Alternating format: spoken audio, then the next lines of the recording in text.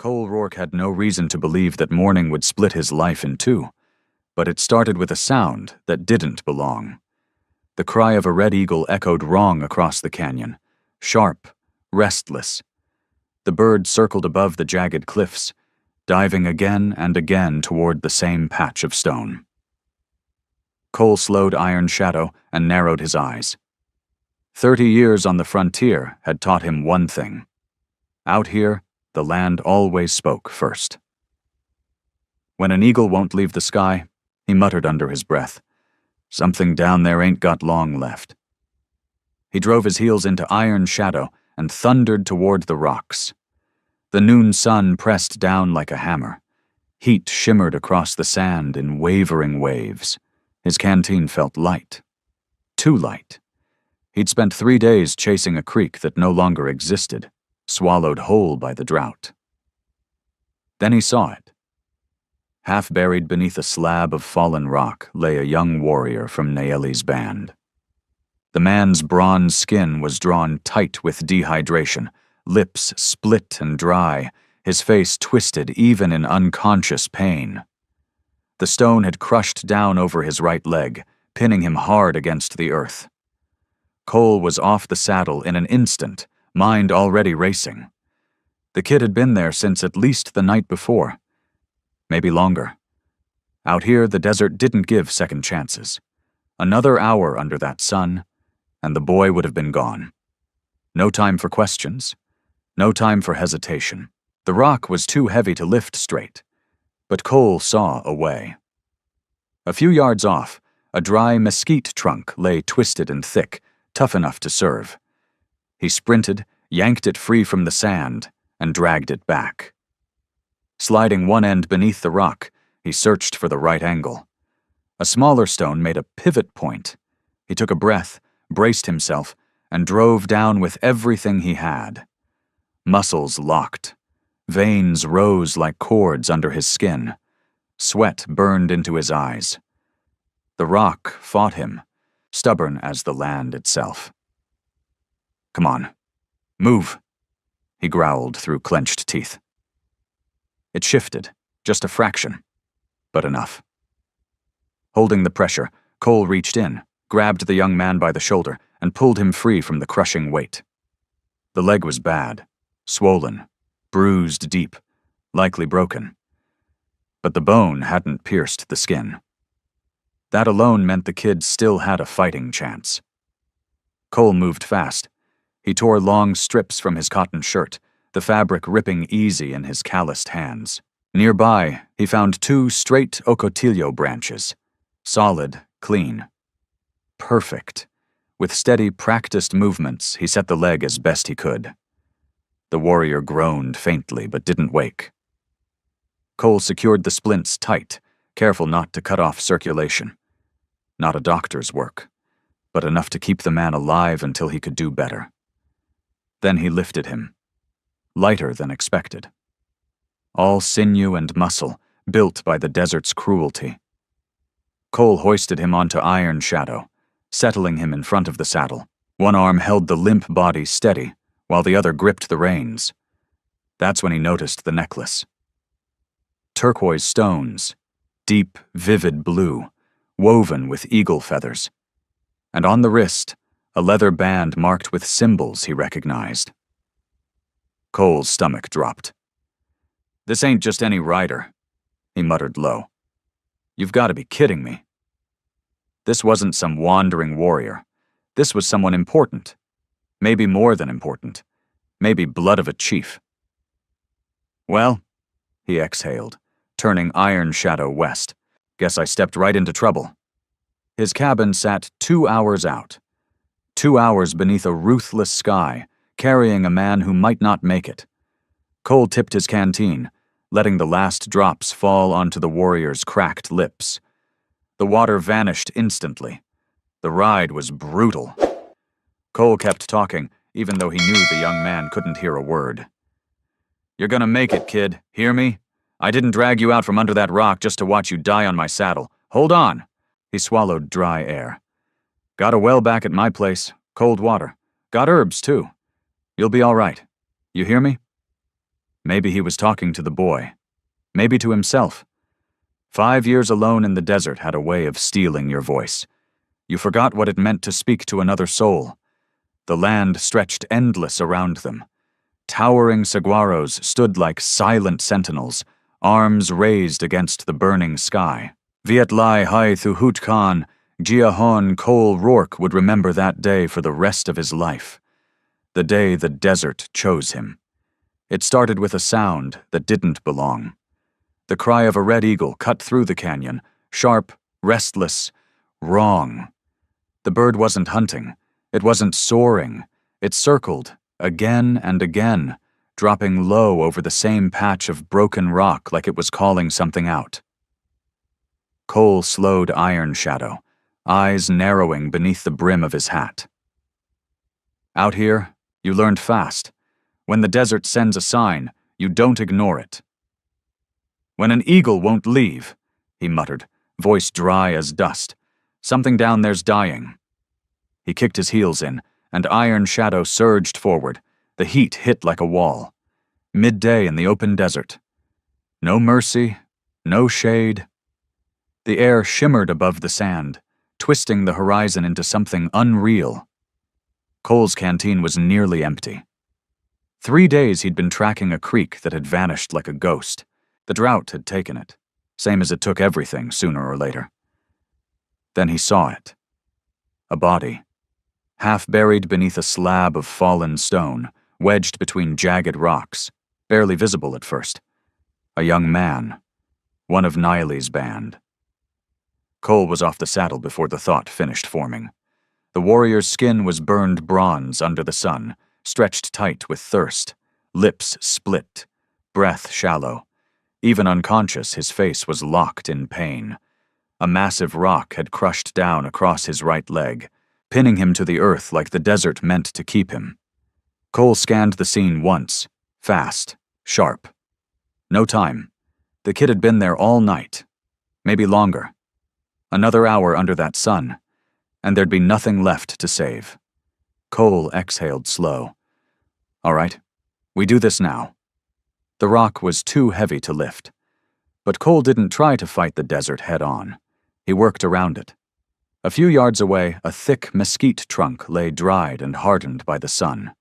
He ran, ripped it free from the sand, dragged it back, jammed one end beneath the rock, found a pivot point with a smaller stone. Then he leaned in, hard, muscles locked, shoulders burned, veins rose beneath sun-scorched skin. Sweat poured down his face, stinging his eyes. The rock didn't move. Come on, he growled. The desert pushed back.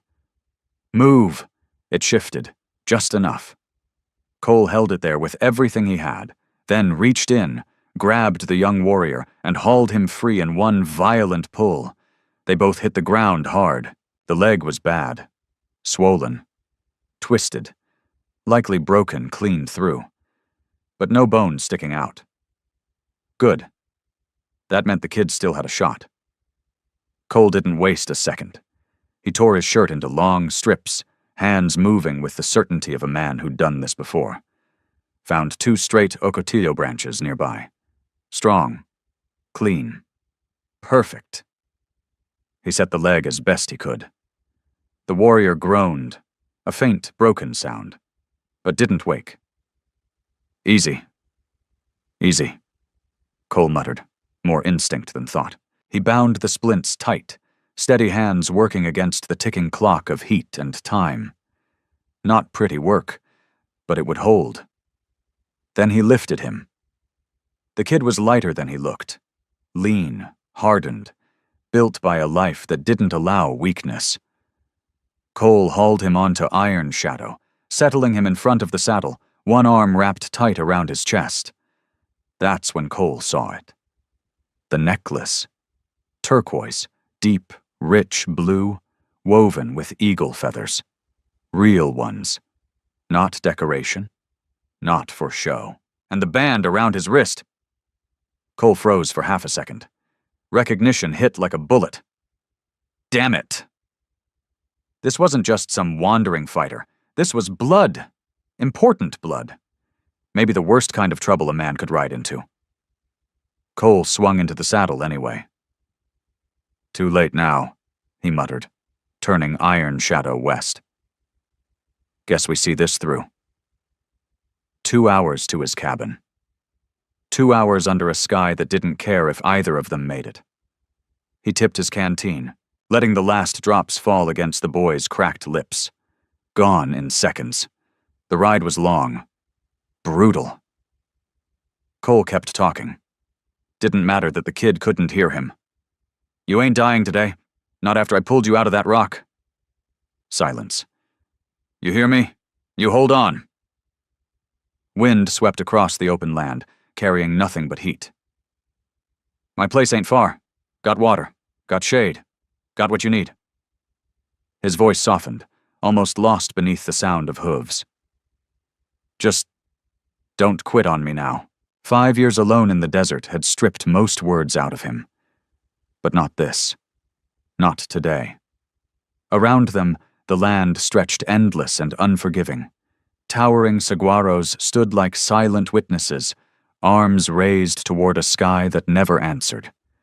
Lizards skittered across sun-scorched stone, quick as sparks. A roadrunner darted across the trail in front of them, gone in a blink. Cole Rourke knew every inch of this land, the bends, the ridges, the broken teeth of rock that clawed up from the earth. This was his territory, his refuge, the place he chose when he turned his back on the world.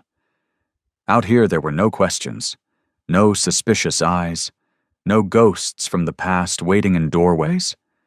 Just silence, and the kind of peace a man only finds when he's got nothing left to lose.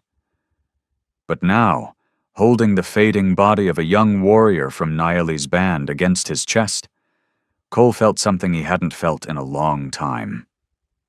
Purpose. The sun dipped low, dragging shadows across the desert, when his cabin finally came into view.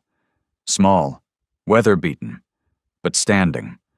Thick wooden walls, a slanted Texas roof, one narrow window facing the open land, and beside it, the well, dug by his own hands, his lifeline.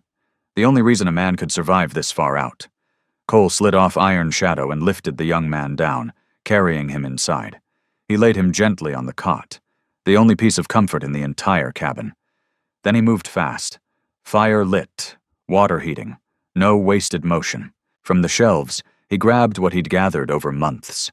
Dried desert sage to fight swelling, willow bark for pain, aloe leaves to cool burned skin.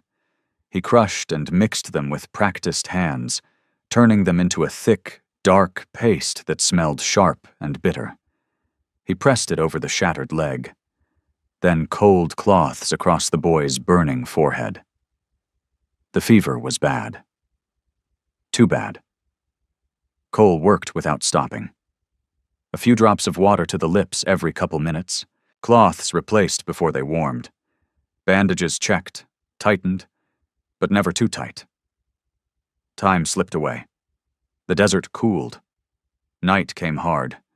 Cold settled in like it always did, fast and unforgiving. Cole lit the oil lamps, their glow flickering against the rough wooden walls.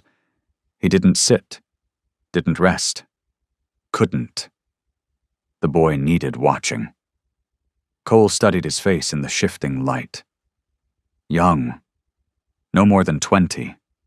Strong features. Proud even in stillness. The scars on his arms told their own story. Training, battle, survival. This wasn't some stray rider. This was a fighter. "Who the hell are you?" Cole muttered under his breath. What was he doing alone out there? And more importantly, who was coming for him?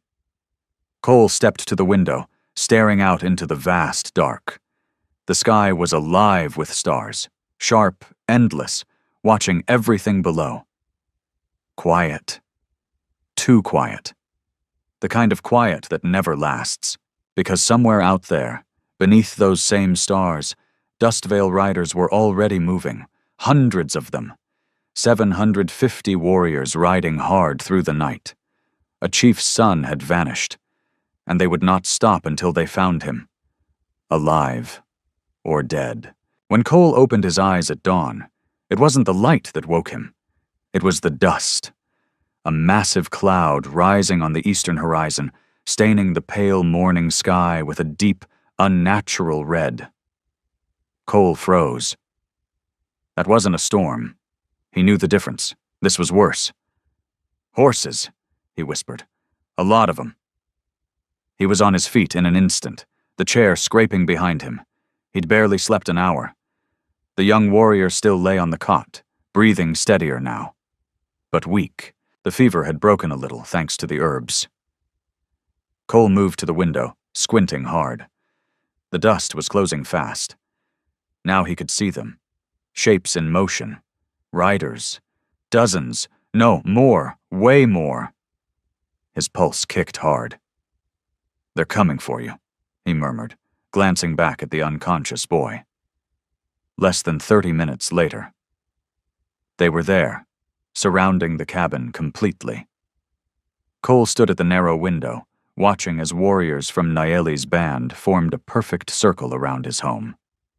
No shouting, no war cries, no chaos, just silence, disciplined, deadly. It was worse than any battlefield noise. Cole counted without thinking. 50, 100, 200. He stopped. Didn't matter anymore. There were too many. Every man carried a bow, a spear, a quiver heavy with arrows. Some held rifles. Their horses, painted with symbols of war, stamped and shifted beneath them. At the center of it all, a single rider, mounted on a black stallion that looked carved out of shadow itself. Even at a distance, Cole felt it. Power, authority. The man wore a crown of eagle feathers that stretched wide behind him. His face was still, cold as carved stone, but his eyes burned. Fury and something deeper. Fear. Cole swallowed slowly. He didn't need to ask who that was. He already knew. Kiona. Cole Rourke had heard the stories long before this moment. Whispers traded over whiskey and trading posts. Names spoken low and careful.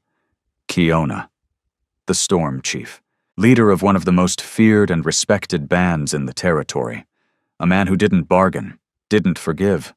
A man who protected his people with a fury that turned legends into warnings. And now, Cole had his son. For several long, unbearable minutes, nothing moved. No one breathed. The silence pressed in from every direction, broken only by the restless snort of a horse. It felt like the desert itself was watching, waiting to see how this would end. Cole made his choice. There was no fighting his way out. Even if he had enough bullets, which he didn't, it would be a slaughter. And worse, he hadn't done anything wrong. He saved the kid. That had to count for something. Slowly, forcing his hands to stay steady, Cole reached for the cabin door and pushed it open. The wood groaned loud in the morning stillness, sharp as a gunshot. Every warrior from Nayeli's band reacted in the same heartbeat. Bows drawn, arrows ready. Cole stepped out into the light, hands raised, empty. His rifle stayed behind, on purpose. One step, then another. The sun hit him full in the face. "Don't shoot," he called out, voice rough, using the few Apache words he knew. The accent was off, broken, but the meaning carried. For a split second, death hung in the air. Then, Kiona raised his hand. The bows stayed drawn, but no one released. Kiona dismounted in one smooth motion and walked forward. Each step was slow, controlled, heavy with authority. He stopped a few paces away. Close enough. Cole could feel the weight of him now. Broad shoulders, a body carved by years of war, strength held tight beneath absolute discipline. But it was the eyes that locked everything in place. Dark, sharp, reading him, like a man measuring truth from a heartbeat. "My son," Kiona said. His English was clear, unexpectedly so. though edged with an accent that carried the land itself. "Where is my son?" Not a question, a demand. Cole nodded toward the open door behind him. "Inside. He's hurt. But he's alive. Found him yesterday, pinned under a rock in the East Canyon. I pulled him out, kept him breathing." Kiona's eyes narrowed. "White man lies." Cole didn't flinch. "I don't." His voice came out steady, firm. "Go see for yourself. He's on my bed. I set the leg, gave him water, treated the fever. Stayed up all night keeping him alive." A pause. Then Kiona gave a signal. 4 warriors moved instantly, off their horses, weapons ready, slipping into the cabin like shadows. Cole stood still. Didn't move. Sweat ran down his back, not from the heat this time, but from the weight of what came next. Seconds stretched, long enough to feel like hours, then one of the warriors stepped back out, speaking fast in Apache. Cole didn't understand the words, but he saw the change. Just a flicker.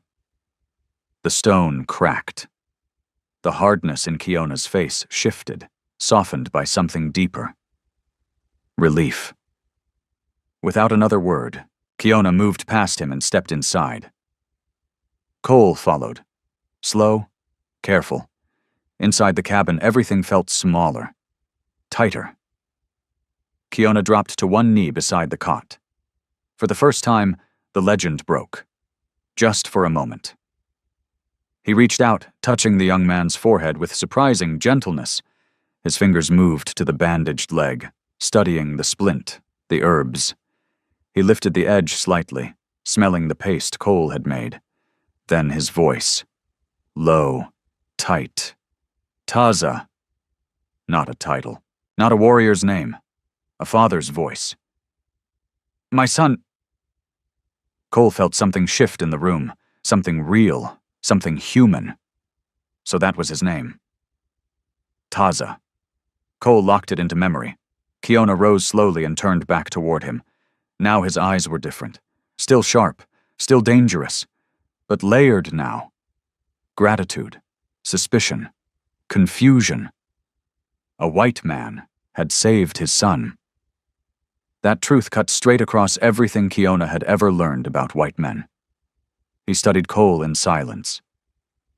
Then spoke, slow and measured. "You saved his life." A pause. "Then why do white men kill my people, instead of saving them?" The question hung heavy in the air. Cole didn't look away. "I ain't like them," he said, voice steady, grounded. "I don't ride with soldiers, don't stand with settlers. I live out here, alone. I saw a man dying, and I did what needed doing." A beat. What any decent man would do. Kiona held his gaze longer this time, digging deeper, searching for something beneath the words. Then, finally, a slight nod. But the distrust didn't leave his eyes, not fully. "My son lives because of you," Kiona said.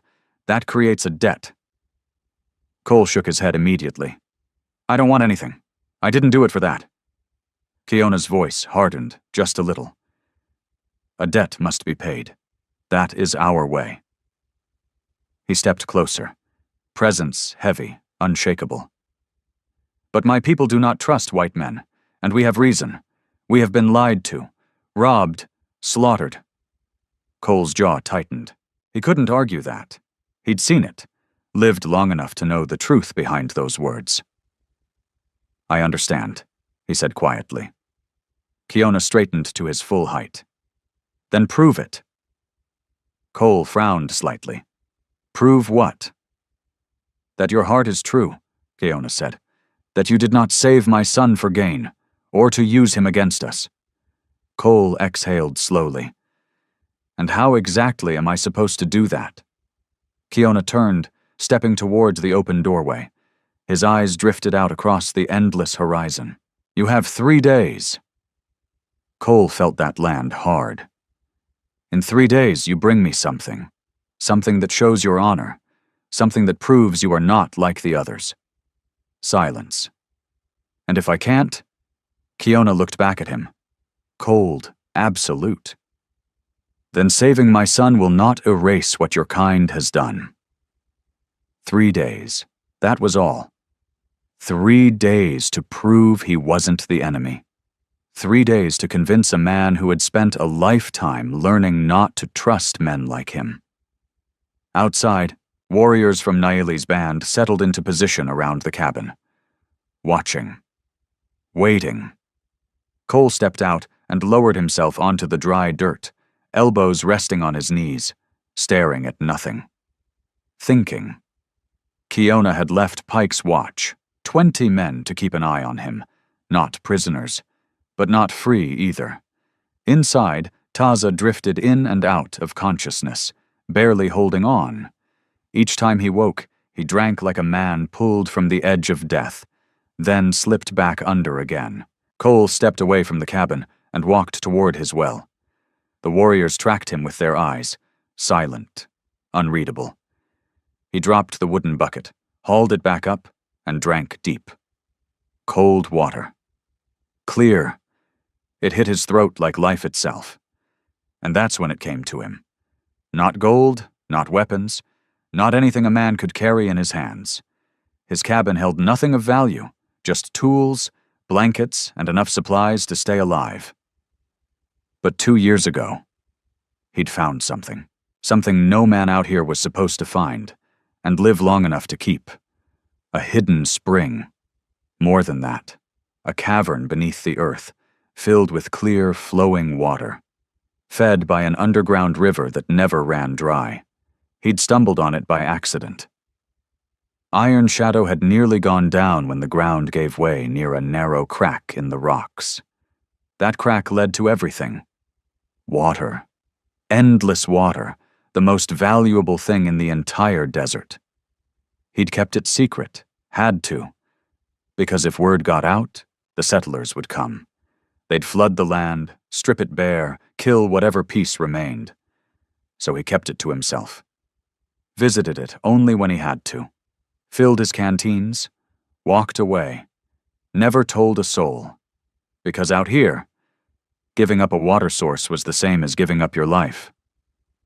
But now, Cole looked out at the warriors of Naili's band, at the land around them, cracked, dry, dying, at a people pushed to the edge by a drought that didn't care who they were. And he knew exactly what he had to do. Cole walked over to the man leading Pike's watch, a hardened warrior, middle-aged, a long scar cutting across his cheek. Ciro. I need to speak with Kiona, Cole said. Ciro didn't react. The chief returns at sunrise. Cole nodded once.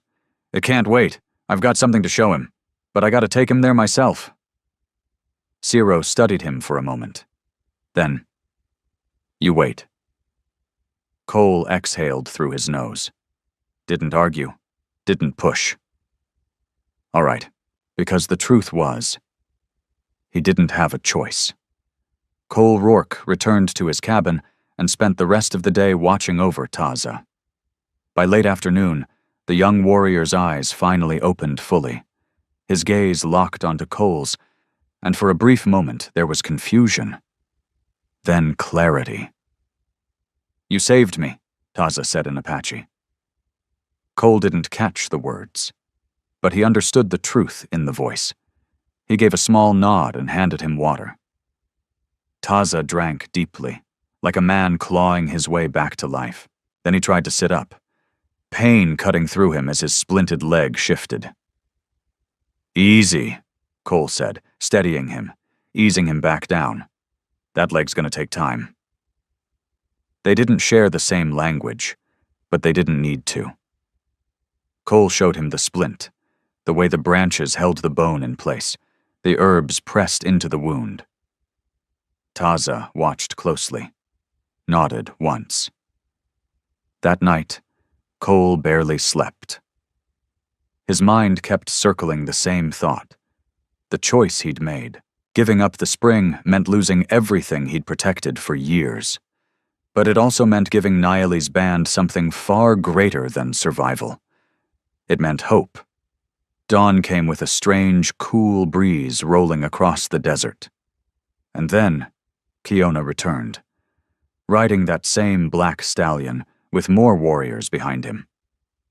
This time an older woman rode among them, her face lined deep with years, eyes sharp with wisdom. Mirelle Voss, the healer. Kiona stepped into the cabin and saw his son sitting up, weak but alive. For a moment nothing was said. Father and son simply looked at each other. No embrace, no words, just understanding. Taza dipped his head in respect. Kiona rested a hand briefly on his shoulder, then turned to Cole. "You have cared for my son well," he said. "The healer says he will live. He will walk again." Cole nodded once. "Glad to hear it." Kiona's eyes hardened again, back to business. "Now you prove your word. What do you bring me?" Cole drew in a slow breath. "I can't bring it to you," he said. "I've got to show you. It's about half a day south." Kiona's gaze sharpened. "A trap?" Cole shook his head. "You can bring as many men as you want. I've got nothing to hide except what I'm willing to give."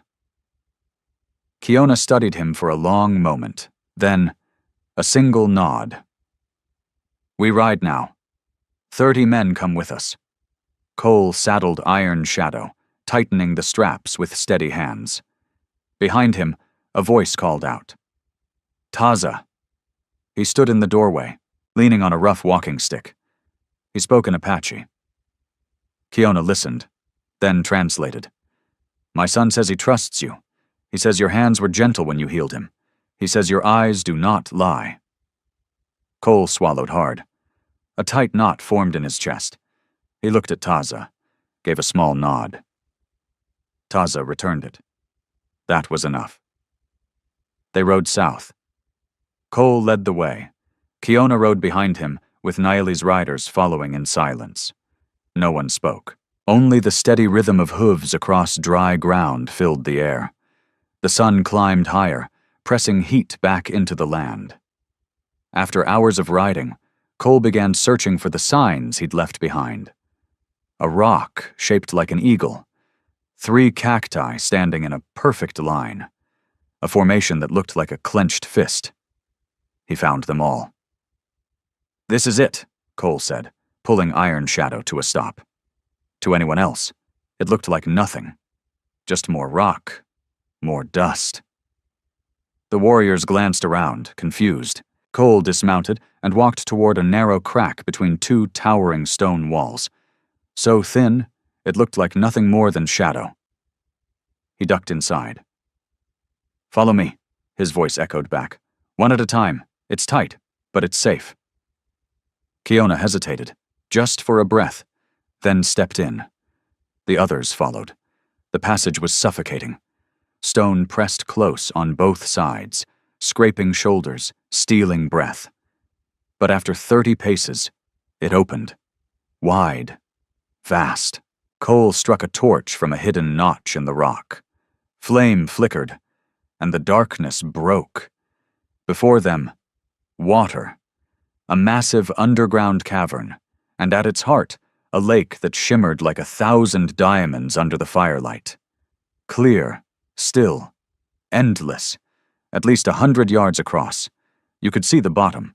A narrow stream poured in from the far side, feeding it endlessly. The sound, soft, steady, like the earth itself breathing. The warriors from Naili's band stood frozen. Stunned, Kiona moved forward slowly, almost as if afraid the vision might vanish. He knelt at the edge, touched the water, lifted it to his lips. His voice came out barely above a whisper. Fresh. A pause. Pure. Cole spoke quietly behind him. "This spring never dries. I've watched it for 2 years. Even in the worst drought, it keeps flowing." Silence. "It's enough for your whole people, and more." Kiona turned, and for the first time, Cole saw something he never expected. Tears. "Our people are dying of thirst," Kiona said, voice breaking beneath the weight of it. Our animals, dying. The rivers are gone. He looked at the water again, then back at Cole. And you give us this? It's a gift, Cole Rourke said quietly. Proof my heart's true. Kiona didn't answer right away. He stood there in silence, eyes locked on the underground lake, like a man staring at something he never believed he'd live to see. Around him, warriors from Naeli's band stood frozen in disbelief. Some dropped to their knees at the water's edge, hands trembling as they touched it. Then drank, slow and careful, like it might disappear if they rushed. The cavern breathed with sound, water dripping softly from the high stone ceiling. The faint ripple of the spring feeding the lake. Cool air wrapping around them like mercy after the desert's cruelty.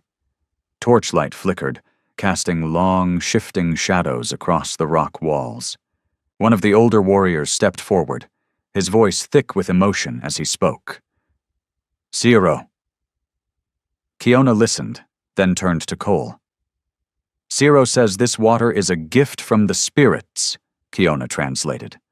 He says our people have searched for something like this for 50 years. Children, elders, many have died of thirst, all while the sun burned the land to dust. Cole gave a slow nod. He knew. He'd seen what the drought did, seen how the desert took and kept taking. Kiona stepped closer, and now... Everything in his face had changed. The hardness, the suspicion, gone. What stood in its place was something far rarer. Respect. You have given away your greatest treasure, Kiona said. Out here, water is life. A man who controls water controls everything. He looked back at the lake. You could have kept this secret, grown powerful from it, sold it to settlers for gold. Cole shook his head. Water ain't meant to be sold, he said. It belongs to the land, and to anyone who needs it. Kiona stepped in close, then placed both hands firmly on Cole's shoulders, a gesture that carried weight, honor, recognition, brotherhood. Today, Kiona said, voice steady but deep with meaning, you have shown more honor than most men will in a lifetime. You did not only save my son, you saved my people. Behind him, the Naeli's riders struck the ground with their spears in unison. The sound thundered through the cavern walls, deep, powerful, final. It wasn't just respect, it was acceptance. Kiona turned sharply, already making decisions. We bring our people here, he said. We build near this place. We make homes, raise our children here. He looked out across the cavern. This becomes our land. Cole had expected it. The entrance is too tight, he said calmly. You'll need to widen it, make it easier for families to pass through, and you'll want a way to carry water outside, for the horses, for the herds. Kiona nodded, impressed. You think ahead, he said. Good. We begin at once. They returned before nightfall, and the moment they did, the news spread like wildfire through Dustvale folk.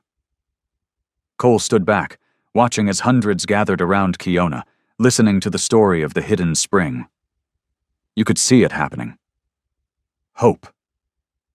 For the first time in a long while, it was there, alive in their faces. That night, they celebrated. Dustvale women prepared food over open fires. Drums echoed through the camp. Laughter rose into the dark sky. Children ran freely, their voices bright and alive again. The elders smiled. The warriors relaxed. For once, the desert hadn't taken something. It had given. Cole stayed on the edge of it all, sitting alone in the shadows. This wasn't his moment. Didn't feel right to step into it.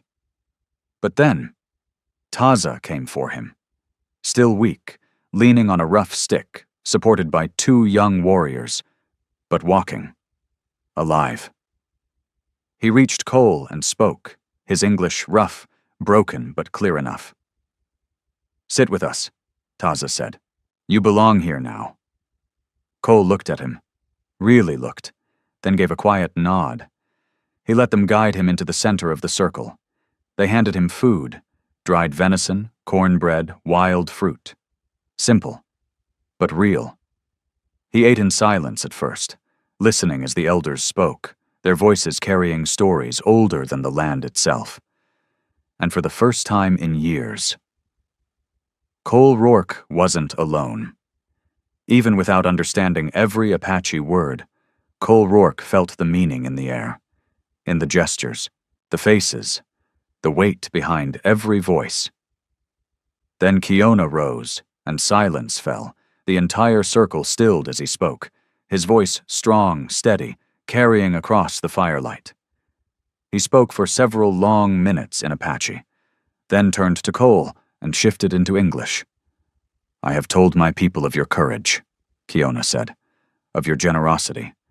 I told them how you saved my son without asking for anything in return, how you gave us the spring, knowing it was the most valuable thing you owned. He paused, looking around at the faces lit by fire. My people have decided. Cole felt it before the words came. You are no longer a stranger. You are no longer just a white man. A beat. From this day on, you are Heart of Water. The name settled deep. It means a man whose spirit gives freely, like the water that never stops flowing. The warriors of Nayeli's band struck their spears into the ground again, louder this time, echoing across the camp. Dustvale women let out sharp, rising calls of approval. Children began repeating it, voices bright, alive. Heart of Water, Heart of Water. Cole stood there, still, something inside him breaking loose, something he hadn't felt in years, belonging, acceptance, something close to family. Taza struggled to his feet, leaning on his stick. I speak now, he said, his English rough, but stronger than before. All eyes turned. This man found me dying, Taza continued. He could have left me, could have taken what I carried and walked away. He shook his head slowly. Instead, he gave his water, his strength, his time. His eyes locked on Cole. I owe him my life. Silence deepened. In our way, that makes us blood brothers. The words carried weight. If you ever call for me, Taza said, voice firm now, I will come, I will fight for you, and if I must, I will die for you. Cole swallowed hard and stepped forward. The space between them closed. They looked at each other for a long moment. Then Cole reached out his hand. Taza took it, gripped it firm, shook it once. Then, following his own tradition, he placed his other hand over Cole's chest, right above the heart. Brother. Cole nodded. Brother. The days that followed were filled with work. Hard work. Real work. Cole helped Nayeli's band widen the narrow entrance to the cavern. Stone by stone, using wooden levers and simple tools, they broke away rock and smoothed the passage so families could move through safely. Under the relentless sun, no one held back. Everyone worked. Cole showed them how to build channels, hollowed logs, flat stones guiding the flow of water outward from the cavern. Soon, fresh water reached the open ground, forming troughs for horses and livestock. Life began to return. Dustvale women built their homes, arched shelters of branches and hide, forming a circle near the cavern entrance. Children ran freely again, playing, laughing. For the first time in months, water wasn't something they feared losing. It was there, flowing, alive. One afternoon, as Cole rested in the shade, Kiona came and sat beside him. No guards, no distance, just two men. You have changed everything for us, Kiona said quietly. Cole didn't answer right away. Before this, we were desperate, Kiona continued. We spoke of attacking settler camps, just to steal water. He looked out across his people. There would have been war, blood, death. Cole nodded slowly. The desert's hard on everyone, he said. Doesn't care who you are. Kiona turned his head slightly. But you do, he said, and that meant everything. You saw a wounded man, not an enemy, Kiona said quietly. That is rare in these times. Cole Rourke kept his eyes on the horizon, where the sun was beginning its slow descent. Maybe if more folks saw it that way, he said, there wouldn't be so much war. Kiona gave a faint smile, something few had ever seen on that hardened face. You are wise, Heart of Water, he said. My people chose well when they named you. That night, Cole returned to his cabin for the first time in days. It felt different. Strange, even. After so many nights surrounded by voices, firelight, and life, being alone again should have felt empty. But it didn't.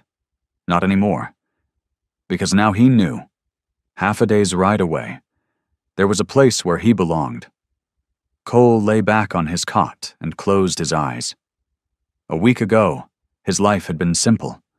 Just him, Iron Shadow, and the endless desert. Now, everything had changed. He hadn't been searching for anything. But somehow, he'd found a home. 6 months passed. The desert hadn't changed. But Cole had, and so had everything around him. Near the hidden spring, Nayeli's band had built something real. Not just a camp, a community. Shelters stood in careful rows. Smoke curled into the sky. Children ran between the homes, strong, laughing, alive again. Livestock grazed nearby, where fresh grass had returned thanks to the steady water. Life had taken root. Cole split his time between the cabin and the settlement. His Apache had improved. Their English had too. They spoke now. Not just words, but understanding. Taza had fully healed. His leg was strong again, the work of steady hands, Cole's and Mirel Voss's. He moved without a limp, back among the young warriors, training every morning with bow and spear. Stronger than before. One hot afternoon, Cole stood on his cabin roof, fixing loose boards. When he saw it, dust, on the horizon, he froze. That wasn't tribal movement. Too tight, too controlled. He narrowed his eyes, counted. 15, maybe 20 riders. Uniforms. His heart kicked hard. Federal riders. This wasn't a patrol. They came for something. Cole climbed down slowly and waited. The soldiers approached, their horses kicking up dry clouds behind them. At their head rode a young officer. Blonde mustache, pale eyes, cold as steel. "Are you Luke?" the man called out without dismounting. Cole didn't correct him. "That's me," the officer nodded. "Captain Grant Holloway." His gaze swept the land. "We've received reports of a large Apache presence in this area. 700, give or take. You know anything about that?" Cole kept his face neutral. "There's a camp south of here. They're peaceful, haven't caused trouble." Holloway let out a short, humorless laugh. "Apaches aren't peaceful. They're savages." The word hung in the air like a threat. "Our orders are to relocate them to a reservation, by force, if necessary." Cole's jaw tightened. "They don't need relocating," he said firmly. "They've got water, land. They're living in peace." Holloway's expression hardened. "I don't care what you think. Orders come from the government." He leaned forward slightly in the saddle. "All Apaches belong on designated land. It's for their safety, and the settlers." Cole felt the anger rise, slow, heavy, dangerous. "The only threat out here is you," he said. "Those people just want to live." That did it.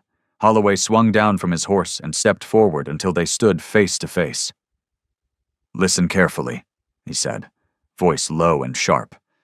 "You can cooperate. Tell me exactly where that camp is. A beat. Or I arrest you for aiding hostiles. Silence stretched tight between them. "What's it gonna be?" Cole opened his mouth, then hoofbeats, fast, from the south. Both men turned. Dust rose again, but this time different, familiar. Taza. He rode at the front, leading Pike's watch. 20 warriors closing in fast, eyes locked on the soldiers. They had seen them. They had come. And just like that, the air snapped. Soldiers reached for their guns. Warriors drew their bows. One wrong move, and the desert would burn. Cole Rourke stood right in the middle of it. 2 worlds, inches from tearing each other apart. "Hold it," he shouted, both hands raised high. "Nobody fires!" He turned sharply toward Grant Holloway. "Lower your weapons. I can settle this. Peacefully." Holloway's jaw tightened. "There's nothing to settle," he snapped. "Those savages are coming with us. Now." Cole didn't answer right away, because Taza was already moving. The young warrior dismounted and walked forward. No limp, no weakness left in him. His stride was steady, proud, unbreakable. He stopped beside Cole. "These soldiers want to take us," Taza said in clear English. "We will not go. This is our land now." A pause. Heart of Water gave it to us. Holloway frowned, confused, glancing between them. "Heart of what? What is this savage talking about?" Cole exhaled slowly. "That's my name with them," he said. "I saved his life, showed them a spring. I'm part of their people now." Something dark flashed across Holloway's face. "So you're a traitor to your own kind," he said coldly. "That makes you worse than them." The air tightened. And then, more riders appeared on the horizon. Apache warriors, drawn by the tension. 50. Then more. 100. Holloway's 15 men were suddenly swallowed by numbers. He knew it. His hand hovered near his pistol, but he didn't draw. Not yet, because he wasn't stupid. A fight here would be the end of every one of them. Then the ground shifted again. Kiona arrived, mounted on that same black stallion, towering, unshaken, like the desert itself had taken human form. The warriors of Nayeli's band parted for him without a word. He dismounted, walked forward. "I am Kiona," he said in flawless English, "chief of this band. What do the soldiers want on our land?" Holloway straightened, clinging to what authority he had left. "I have orders," he said. "All Apaches are to be relocated to a reservation in New Mexico. You can come peacefully, or by force." Kiona's eyes didn't blink. "How many men do you have, Captain?" Holloway hesitated. "Enough." Kiona tilted his head slightly. "I see 15. I have 300 warriors here." A beat. 200 more can ride in before nightfall. He let that settle. "But I do not want blood," Kiona continued. "Not yours, not mine." Holloway swallowed, his confidence thinning. "Then you'll come peacefully." "No," Kiona said. "Simple. Final. We stay. We have water, food, peace.